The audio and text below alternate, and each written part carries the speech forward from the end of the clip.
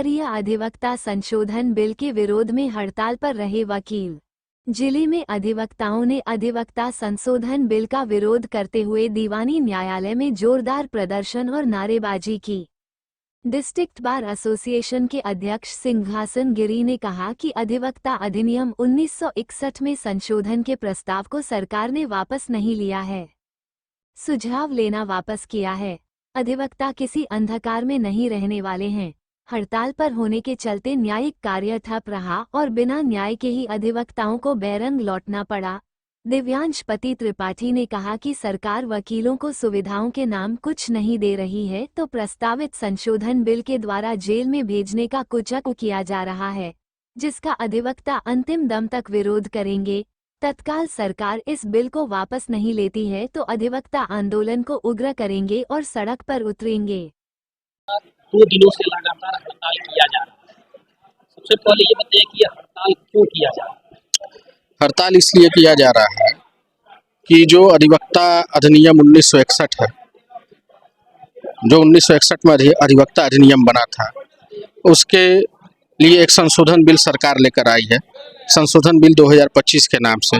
और उसमें जो संशोधन का प्रारूप है वो अधिवक्ताओं के हित में नहीं है, जिसके परिप्रेक्ष्य में पूरे प्रदेश के अधिवक्ता हड़ताल पर हैं। ये बताइए कि बार काउंसिल एसोसिएशन इस पर क्या कोई ठोस कदम उठा रहा है? बार काउंसिल उत्तर प्रदेश के अध्यक्ष के द्वारा 2 दिनों के लिए, एक दिन 25 तारीख को स्ट्राइक के लिए पूरे प्रदेश में कहा गया था। पूरे प्रदेश में 25 तारीख को स्ट्राइक हुआ था और विरोध प्रदर्शन के रूप में 21 तारीख को कहा गया था। उसके बावजूद भी सरकार ने कोई निर्णय नहीं लिया इस संशोधन बिल पर, जिसके परिप्रेक्ष्य में आज भी अधिवक्ता अन्य जनपदों में प्रदेश में आंदोलित है। जहां तक आपने प्रश्न किया कि बार काउंसिल उत्तर प्रदेश क्या कर रहा है, तो बार काउंसिल उत्तर प्रदेश के पूर्व अध्यक्ष और वर्तमान सदस्य के द्वारा आज एक ये पत्र जारी किया गया है, जिस पत्र के माध्यम से वर्तमान अध्यक्ष आदरणीय श्री शिव किशोर गौड़ से बार काउंसिल के सदस्य आदरणीय श्री हरिशंकर सिंह जी ने ये मांग किया है कि बार काउंसिल में एक मीटिंग बुलाकर बार काउंसिल उत्तर प्रदेश के द्वारा एक दिन और एक तारीख निश्चित किया जाए कि पूरे 75 जनपद के अधिवक्ता संगठन, जो तहसील के संगठन हो, जो डिस्ट्रिक्ट बार के संगठन हो, कलेक्ट्रेट बार के संगठन हो, टैक्स बार के संगठन हो, तमाम संगठन जो अधिवक्ता संगठन हो, उनका एक दिन का लखनऊ में विधानसभा घेराव करने के लिए आदरणीय श्री हरिशंकर सिंह जी ने मांग किया है। और हमको पूरा उम्मीद है, पूरा विश्वास है कि उनके मांग पर अन्य बार काउंसिल के मेंबर, वर्तमान सदस्य भी बार काउंसिल के अध्यक्ष से मांग करेंगे। और बार काउंसिल के अध्यक्ष की तरफ पूरे उत्तर प्रदेश के अधिवक्ता आशा भरी निगाहों से देख रहे हैं कि कब उनका निर्देश प्राप्त होता है, कब हम लोगों के लिए आह्वान किया जाता है, ताकि हम लोग उत्तर प्रदेश के विधानसभा का एक दिन घेराव किया जाए, ताकि ये केंद्र सरकार इस बिल को वापस ले और अधिवक्ता अधिनियम 1961 जैसे है वैसे एज इट इज बने रहने देना चाहिए। उसमें किसी प्रकार का कोई संशोधन नहीं होना चाहिए।